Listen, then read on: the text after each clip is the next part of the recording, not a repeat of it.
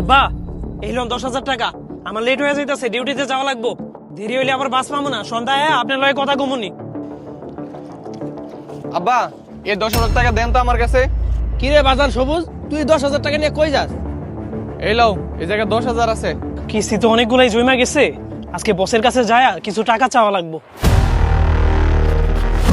কি রে এনে দিন 9,000 আর বাকি 1,000 টাকা কই?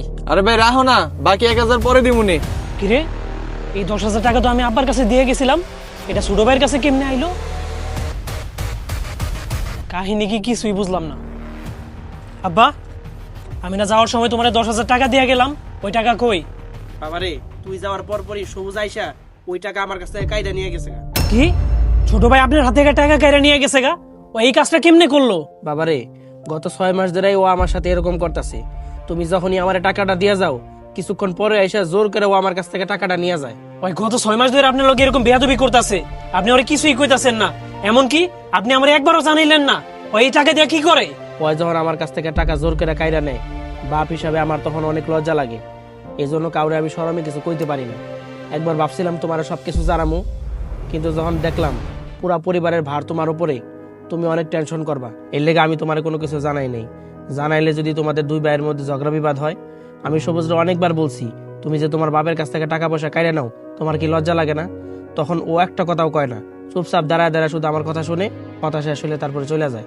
ওই যখনই আপনার কাছে টাকা কাইরা নেয় তখন আপনার উচিত ছিল ওরে ঠাস ঠাস করে ওর কানের নিচে 3-4টা থাপড় মারা, কারণ আপনি ওর বাপ, আপনার অধিকার আছে আপনার ছেলেরে শাসন করার। আব্বা আপনার এই আদর্শ সোহাগের কারণে আমার ছোট ভাইটা নষ্ট হয়ে গেছে। আমি ওরে আপনার মতো এত আদর্শ সোহাগ করবো না। ওই আজকে বিকালে বাসায় আইলে পিটায়া ওর পিঠের ছাল উড়ায় ফালামু। বাবারে দেখ, আমি চাই না আমি বাইসা থাকতে তোরা দুই ভাই ঝগড়া বিবাদ করস। আমি চাই তোরা দুই ভাই সারা জীবন মিলামিশা থাক। বুঝলাম আপনি ঝগড়া বিবাদ চান না, কিন্তু আপনি কি এটা চান আপনার ওই পোলাটা নষ্ট হয়ে যাক? ওই শাহিন, আমার ছোট ভাই ওই দিন তোরে কিসের টাকা দিছিল? কই না তো, তোমার ছোট ভাই তো আমার কোনো টাকা পয়সা দেয় নাই। ওই বেটা ওই দিন আমার ছোট ভাই তোরে বাগানের ভিতরে 9,000 টাকা দিল, তুই কি মনে করছিস ওইটা আমি দেখি নাই? সত্যি করে ক, ওই টাকা হয়তো রে কি লাগা দিছে? দেখেন ভাই, এই ব্যাপারে আমি আপনার কিছু বলতে পারুম না, কারণ এই ব্যাপারে কারো কাছে কিছু কইতে নিষেধ করছে। দেখ শাহিন, আমি চাইতাছি আমার ছোট ভাইটারে ভালো একজন মানুষ বানাইতে। তুই যদি ওর কোনো খারাপ রাস্তায় নেওয়ার চেষ্টা করস তাইলে কিন্তু তোর খবর আছে। এখন সত্যি করে ক, ওই দিন তোরা ওই কি লেগে টাকা দিছে? দেখেন ভাই, ওইটা আঙ্গু দুইজনের পার্সোনাল ব্যাপার, ওই ব্যাপারে আপনার কিছুই কইতে পারুম না। আপনার যা খুশি তাই করে লন, এখন আপনি যান গা।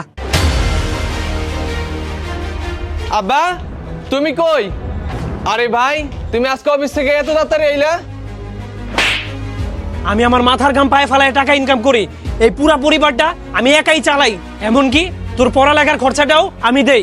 আর তুই কি না মানিজ্যতের মাথা খায়া বাপের হাত থেকে টাকা গাইরা নেস? তোর কি আমি এর লেগা পড়ালেখা করাই? তুই এমন করস কি এর লেগা ক?